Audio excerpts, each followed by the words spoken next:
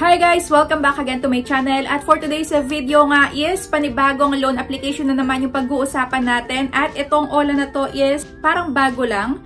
At ang dalas niya sa akin mag-text. Ewan ko kung saan niya nakuha yung number ko. Well, ganoon naman talaga kasi pagka nag-apply ka nga online is meron na talaga magsusulputan dyan ng kung ano-anong Ola. At eto nga is bago lang at nagpapaloan daw sila ng 30,000 up to 50,000 pesos at pwede daw tong bayaran ng 30 days easy terms. So yun, hindi daw siya 7 days lang kasi kadalasan ngayon 7 days lang. Kaya subukan natin itong si motorcycle loan. So, ito nga yung sample na text nila sa akin. Pagka ganitong may nakita kayo is huwag nyong i-click agad yung link. Dahil marami ding manloloko ngayon. Pati na rin sa may Facebook. So, pag may nakita kayo doon na link is huwag kayo agad-agad magkiklik niya. Dahil hindi nga natin alam kung saan tayo mareredirect or kung ano na yung makukuha nilang information sa atin pagka na-click natin yung link na yun. Kaya, never kayo dapat mag-click ng link. So, kung nakita nyo na yung ads nito online, ay wag muna kayong magtatry tamang-tama yung ginagawa nyo na nanonood muna kayo ng mga ganitong Ola review para nga malaman nyo kung legit or hindi. At para hindi na din kayo mabigla kung hindi nyo man buong makukuha yung ilolo nyo at kung ano nga ba yung mga ID if ever man na legit ito para hindi na kayo mag-aksaya nga ng oras kung wala naman kayong ganitong ID. Pero kung bago ka pa nga lang dito is wag mo kalimutang mag-subscribe at pindutin mo na din yung notification bell para lagi kang maging updated sa mga next uploads ko.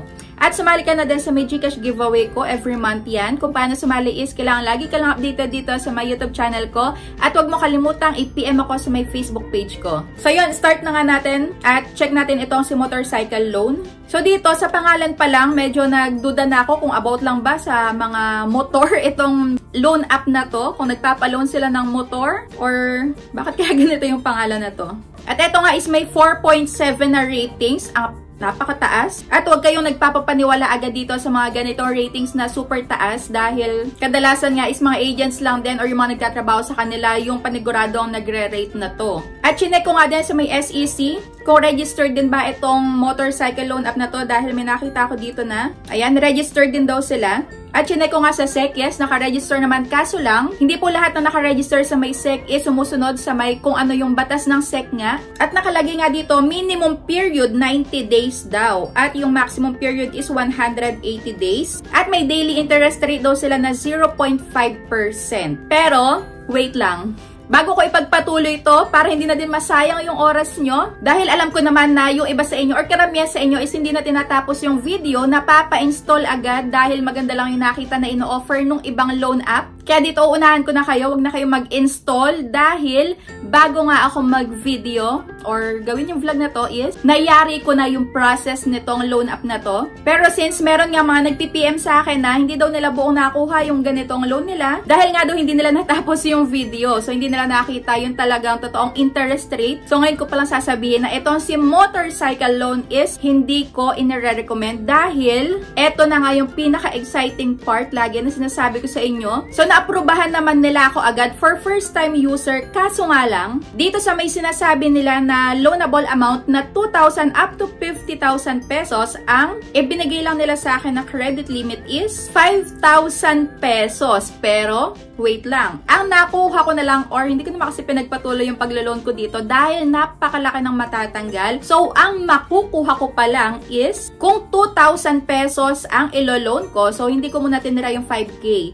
So, sa 2,000 muna ako dahil nababawasan naman pala siya. Yung maximum loan amount ko for first time user is 5K. Pero, binabaan ko ng binabaan. So, ayan. Sa 2,000 pesos, babayaran ko daw to ng 90 days at 6 terms. So, ayan, 6 na beses installment. Pero, ang makukuha ko na lang sa may 2,000 pesos is nakakaloka kasi 1,200 na lang ang makukuha ko dahil ang service fee nila is 800 pesos plus yung interest na 19 pesos. At dito is fake news nga din na 30 days bago ka magbayad ng first nga na repayment mo. So dito lumalabas lang na 7 days lang din. At yung babayaran mo na nga sa may unang pagbabayad mo is 1,012. At yung kasunod na pagbabayad is on or before 7 days lang din, which is 997 na. So dito lumalabas lang na within 14 days dapat mabayaran mo na yung kabuuan. At natatawa ako dito kasi umabot siya ng 6 na bayaran, pero ang babayaran ko na lang sa may third installment ko is 4 pesos. Tapos sa 4th installment ko nga is 2 pesos na lang.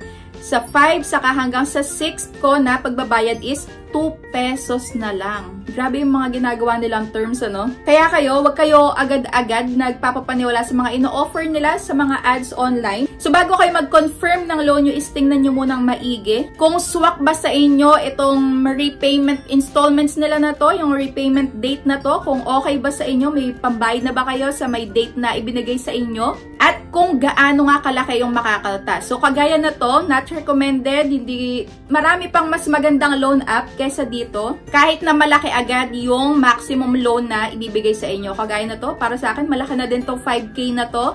Dahil yung pinakamaliit ko nga na credit limit na naibigay sa akin sa mga loan app na na-try ko na is yung Cash Mabilis, hindi pala siya. Yung Mabilis Cash pala.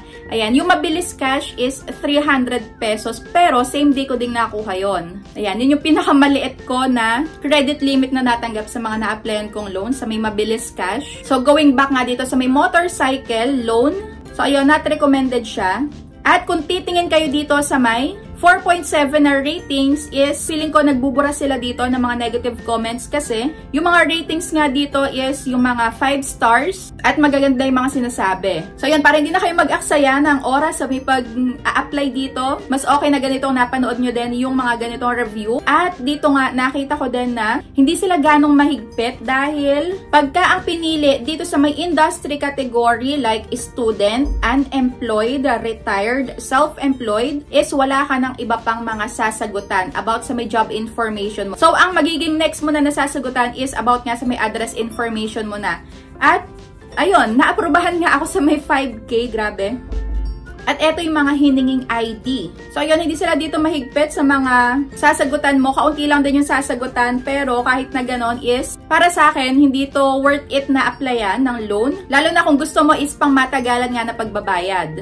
At dito nga is, nag-search nga din ako online kung meron na bang naharas nitong motorcycle loan app. And yes, legit nga na meron na tong naharas. At eto nga yung sabi niya, legit na mga haras kahit na wala pa yung due date mo at hindi nga niya buong nakuha yung in-loan niya dito. So, napakalaki talaga ng kaltas. At ito nga palang motorcycle loan app, bagong-bago nga lang kasi na-release lang siya nitong January 16, 2024. At ayan, kaka-update lang niya nitong June 4, 2024. At ito is na-i-install ko nga, pwede siya sa my smartphone, ayan, sa Play Store. At ito yung mga iba pa nilang permissions na kailangan mong i-grant sa kanila. So, ayun, kayo na mag-decide kung ipagpapatuloy nyo pa yung paglo-loan dito. Pero para sa akin is not recommended talaga to. Mas marami pang ibang, mas magandang loan app kesa dito sa may motorcycle loan.